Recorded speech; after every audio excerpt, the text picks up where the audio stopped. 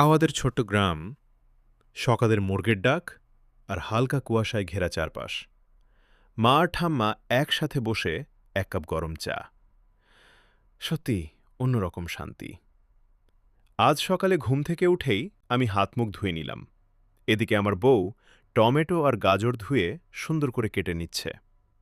পিচপিচ করে কাটার শব্দে যেন সকালটা আরও জীবন্ত হয়ে উঠল। আমি চুলোর কাছে গিয়ে কিছু জ্বালানি জোগাড় করলাম আর ধীরে ধীরে আগুন ধরিয়ে দিলাম। তারপর হাঁড়ি বসিয়ে দিলাম চুলোর উপর। আমার বউ একটু জল ঢেলে দিল আর সাথে কিছু বাদামও দিয়ে দিল রান্নায়। আগুনটা আরেকটু বাড়িয়ে দিলাম। ধীরে ধীরে রান্নার গন্ধ চারপাশে ছড়িয়ে পড়ছে। এদিকে সবজি প্রায় রান্না হয়ে গেছে। আমি আচারের বয়ামটা ভালো করে বন্ধ করে রাখলাম আর বউকে দিলাম, সে সুন্দর করে খুলে রাখল। সবজি ঠিকমতো হয়েছে কিনা আমার বউ চোখে দেখে নিচ্ছে। আমি আবার চুলোর আগুনটা ঠিক করে দিলাম আর একটু চা বসালাম।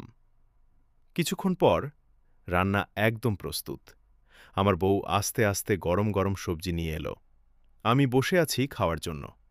আমি মশলা ভালো করে বেটে নিলাম আর সবজিগুলো আবার একটু ধুয়ে নিয়ে রান্নায় দিলাম। ফুটন্তন্ত জলে সবজি দিয়ে দিলাম আর কিছু ডালও যোগ করলাম। ধীরে ধীরে সব কিছু সুন্দরভাবে সিদ্ধ হয়ে গেল। আমরা দুজন মিলে রান্নাটা শেষ করলাম। গরম গরম খাবার আর সাথে ভালোবাসা।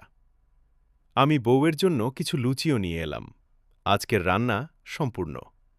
আরও নতুন ভিডিও পেতে আমাদের চ্যানেলটিকে সাবস্ক্রাইব করুন।